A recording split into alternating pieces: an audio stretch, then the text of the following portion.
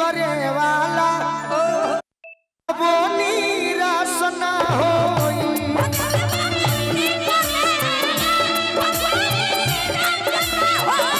भजन भक्ति करे वाला वो निराश ना होई।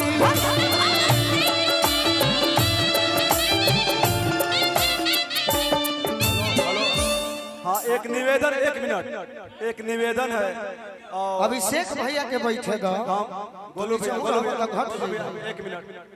सर अब बस एक आप ही बचे हैं, आप थोड़ा बोल दीजिए कि इधर थोड़ा सामने से और पीछे से आप लोग आनंद लीजिए भाई, संगीत का आनंद लीजिए। हट जाइए, मैं कह रहा हूँ प्रेम से निवेदन कर रहा हूँ।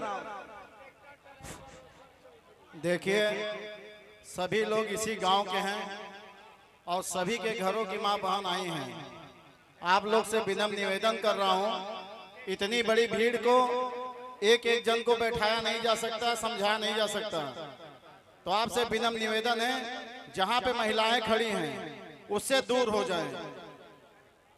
उससे पहले आपको कोई बेइज्जत करे या कुछ बोले अच्छा नहीं लगेगा। ये आपका गांव है और ये आपके घर का प्रोग्राम है और आपके घर की माँ बहनें हैं। वो कोई चाची लगेंगी, कोई बुआ लगेंगी, कोई दीदी लगेंगी। तो आप सभी से निवेदन है कि जहां महिलाएं हैं वहां से हट जाएं और अपने से अगर हटेंगे तो अच्छा लगेगा, कोई आपको हटाएगा तो अच्छा नहीं लगेगा। इसलिए सब लोग अपने शांति का परिचय दें। धन्यवाद। बोली किनारा बाबा की जय। हमारा रोशन चौधरी जी श्री 108 कीनाराम बाबा हट जाइए भाई, ट्रैक्टर ड्राइवर के तरफ से हटो हई हमरा के परेशान करता रे। हटो पीछे, हटिए। अरे भजन भक्ति करे वाला कबो निराश ना होई।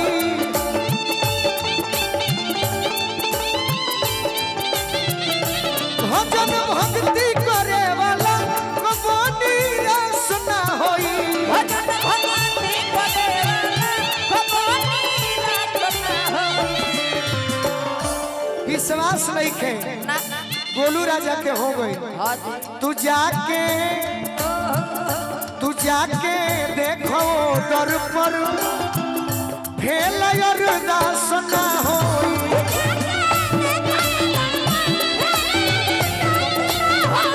तू जाके देखो दर पर फेल अरदास ना होई।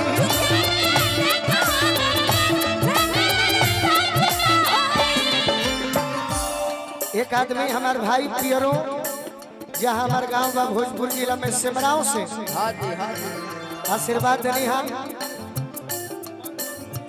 संतोष सिंह जी, पंकज सिंह जी के आशीर्वाद मिलल।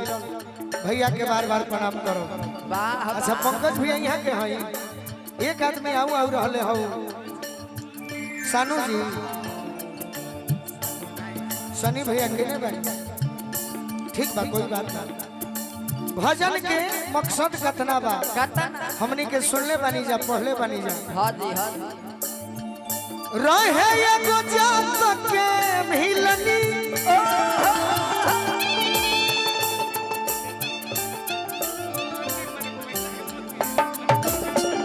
विपुल भैया की तरफ से बहुत बहुत पुरस्कार आशीर्वाद के प्रतीक्षा। रहे एगो अरे जात के मिलनी प्रभु सभी मिलनी।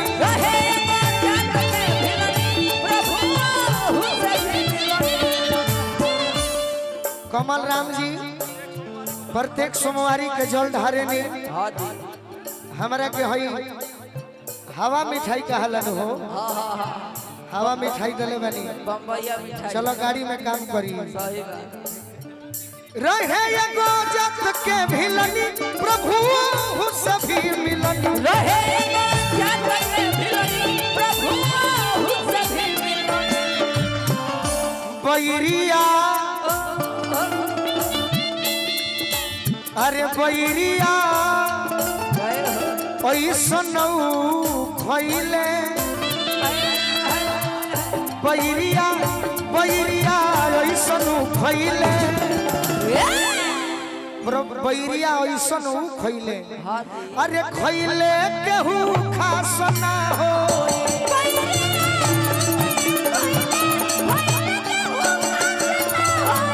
भजन भक्ति करे वाला को निराश ना हो भजन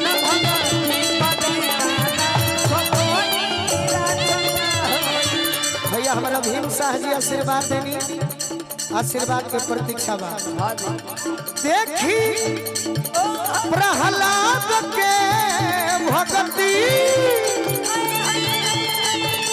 रहे में बड़ी शक्ति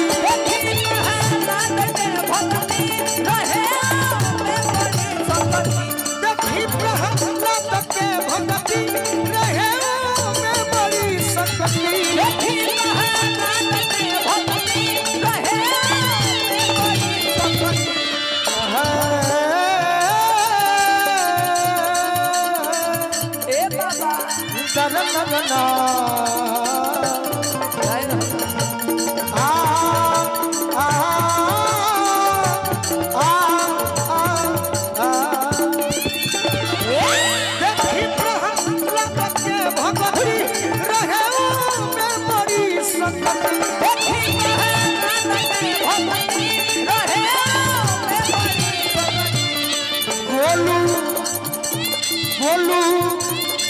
अरे जखमी वो पीता के सुनु सुन दिल वो पीता के वो भाषण हो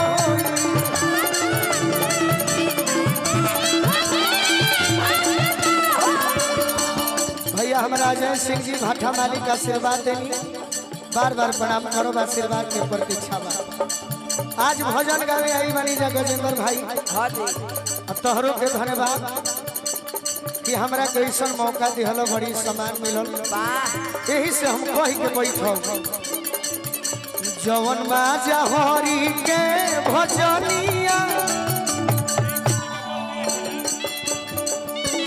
रिंकू सिंह जी आशीर्वाद देनी बार बार प्रणाम करो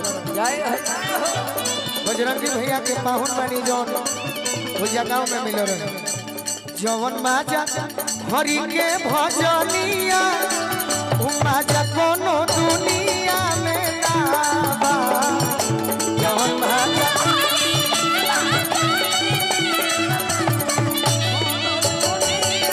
भैया हमार विनोद जायसवाल जी दिलदार नगर रूपी से हमार मनीष भाई दुनिया में ना बा रमा दुनिया में ना बा दुनिया में ना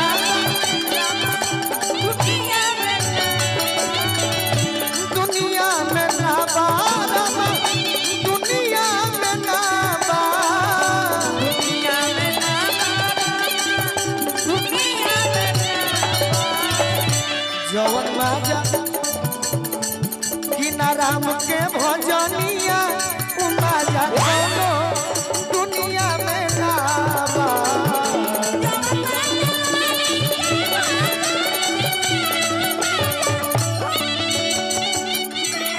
श्री श्री 108 बाबा किनाराम के ट्रैक्टर ड्राइवर रोशन चौधरी जी कुंवर जी के चेला बानी आशीर्वाद दिले देखी माजा कहाँ कहाँ बा भैया जे बियाह भइल होई नया में पुरान में तब माजा कहाँ बा ये जगदम्बा चाचा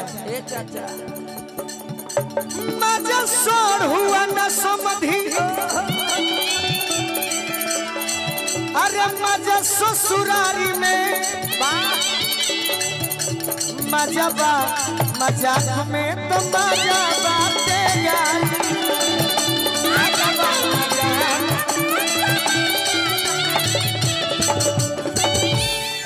सब विचार करो कि गाड़ी में कोई शर्मा जाए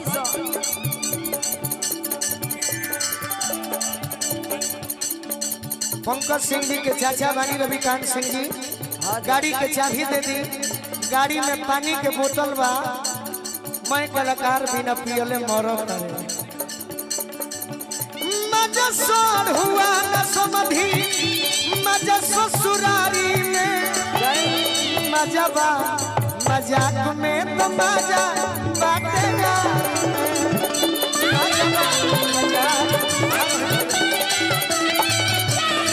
भाई हमार विकास जिला बक्सर आर्मी में अब गाड़ी में कोई सन्मा जाता। अब हम गोलू राजा हई आ यही तरीके हो के नवाधे गाड़ी देवे लगी तो हमरो के मरी है सब आ गड़िया के शीशो फोड़ी है सब। केहू हमारा के गाड़ी देवे तो दाते काट के मुआ दे। विकास ही रहे दो जाए आर्मी मैन में बाड़ो प्रमोशन होके बैठ के सुनब तो और प्रमोशन हो। उहे लोग अपना ससुरारी जाला ए जगदम्बा चाचा वही जे कह जाला जवन सुखावा दे दी में हरिया जवन सुखावा दे दी में हरिया उमा जा हीरोइनिया में गावा।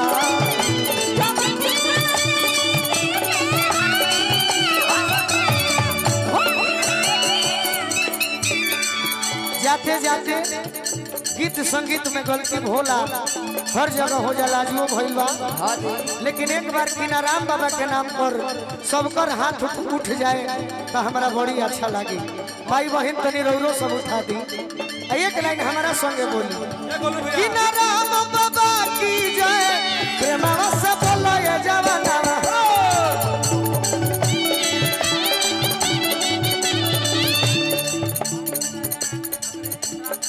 मंटू राजा जी दुकान के मालिक बानी किनाराम बाबा की जय प्रेमवा से बोलो ये जवाना।